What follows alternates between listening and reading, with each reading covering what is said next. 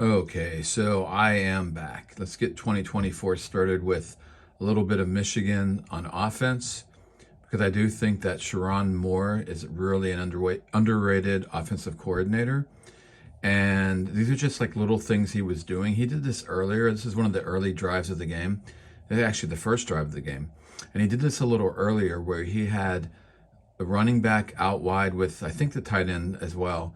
And that's Loveland, I think, right there. Anyway, he had them almost to the sideline, which they are there. Like that's an Art Briles look.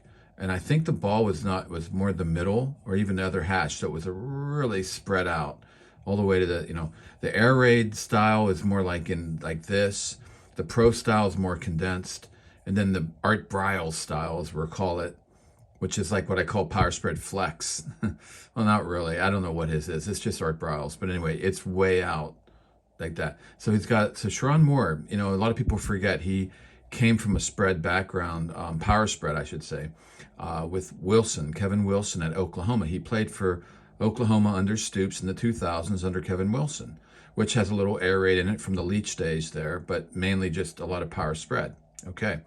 So, and then he had a power spread guy with him at Central Michigan when he was coaching there. Central Michigan used to have, remember, Brian Kelly, then Butch Jones, and then they went back. They went more pro style. Then they went back a guy Ostrovsky, I think the guy Chris Ostrovsky, and he was a spread guy. So, Moore's background is a little different than the normal guys Harbaugh has. And Sherrone Moore has done a really good job this year, I think, offensive coordinating. They've had issues on offense, but it really wasn't because of the scheme.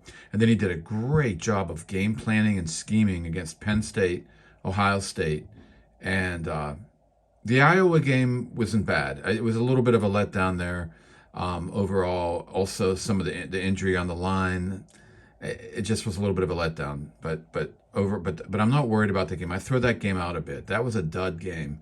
That was a gimme game. I'm not worried about that game. I'm really thinking Michigan's gonna come out and play more like they did with Penn State and Ohio State. So you have these two receivers again out wide here and trips to the more to the field side. And let me run it. So you got, and I love it. They really didn't. What do we have here? 12 seconds left on the clock. It would have been nice. Sometimes they huddle. They usually huddle. Sometimes no huddle, and it usually has tempo to it.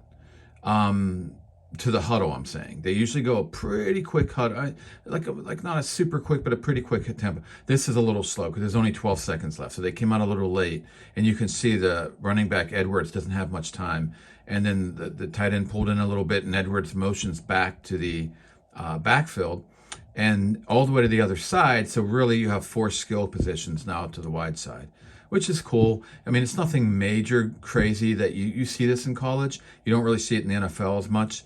And in college, you'll even see all this to the boundary side. But anyways, I just love it. But it's a little, more than what Harbaugh usually has from his coordinators. Now we have another little motion. We have one shift, one motion, and now another little motion into a real tight bunch. And then look at this, a little flood on this side and a little levels on this side. It looks like it could be a mesh, but it's really not because this guy's not crossing right across him. So it's not a mesh, but just like a little bit of a levels. And also you have a running back out here, so you've got a whole flood on levels over here. 1, 2, and a deep guy. Short, middle, deep. And then over here you've just got the levels on this side. And as we'll see from the other angle here, as McCarthy goes back, and by the way, this is all against Iowa again. So this is it's cool stuff. Okay, he's looking first at what the safeties are up to, and we see middle of the field open. So that means see the arrow right here? That's going to be open. And that's exactly what happens. And you can see this thing. He knows right away. I don't even think he looks to his other. Nope, he sticks on the primary. Gets a little bit of a rush. The tackles for Michigan have had trouble containing the rush, edge rush, and these guys are pretty good for Iowa. I can guarantee you Bama's guys are better. But anyway, look at why, he stayed around the guy. He didn't do the more what the pro quarterback will do and look it off and come back to it. He's lucky that safety didn't come up quicker, but Iowa, especially early on, was tending to play pretty passive, pretty safe. They mix it up a bit on defense, Iowa, and they'll play a little more aggressive, especially in the red zone and in the second half.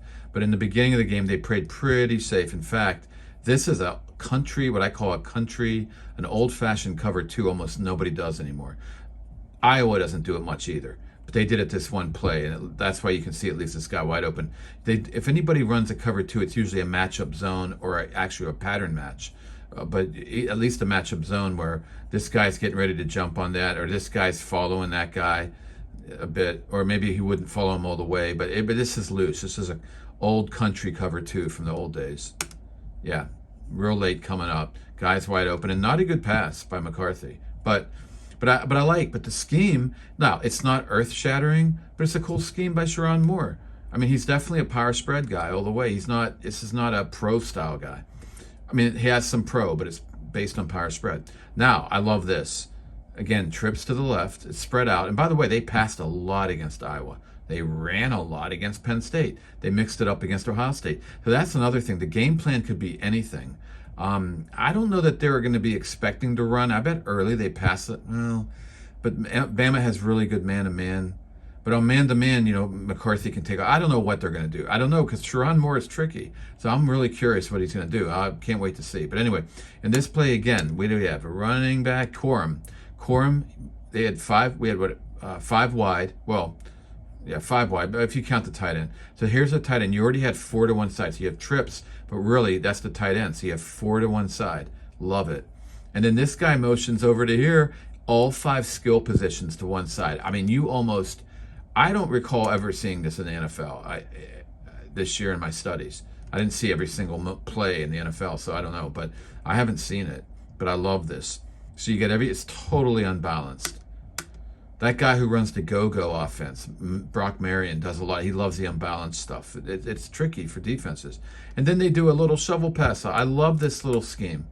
You're doing all this, and this is like DeBoer would do this, Kalen DeBoer. And we're just going to do a little shovel pass. Bing. And look at this. You got linemen pulling the other direction.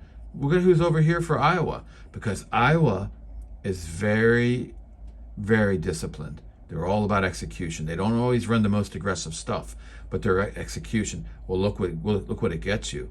Because you're not being aggressive. You're not doing any mixing of a blitz or anything. You're just over here making your reads. Nobody's doing assignment-oriented as much. It's more like reading. It's all read and react. And that's what the problem is if you just sit and read and react with stuff like this. So, of course, they're all over here. We got, 1, 2, 3, 4, 5 guys over here. 1, 2, 3. Yeah, the 6 guys over here. And you're going to get, this guy's already out of the play because he was too late. So now we've got 1, 2, 3, 4 blockers on 4 guys and a safety coming late. Again, good execution. That's one thing about Iowa. This guy right here, that's Higgins, I think. Their linebacker, I forget his name, Jenkins, Higgins, whatever. Really good linebacker in there. So anyway, he makes a heck of a play there, or that springs for a big gain. And also good that they sealed the edge. Look at these guys. Just good discipline. That's another linebacker, Fisher. And I'm just wondering if Loveland needed to make that block. And then he has a much bigger gain. And maybe even Corum can do a little fake on this guy up here. But anyway, still, you get, 5 yards off that. Nothing wrong with that. So just love it. I know, I know I'm not showing anybody anything earth-shattering. What I'm trying to detail about Sherrone Moore is this is not just line up with 3 tight ends, 2 tight ends, pro set, and hammer the ball. They'll do, and even when they were running it a lot at Penn State, they were doing all kinds of cool run schemes. So it's cool. So Sherrone Moore, don't fool yourself. And the play calling, the timing of his calls and the play calling and the game plans, they're good. They're really good. And it could help foil some of Bama's stuff. So it'll be interesting to see.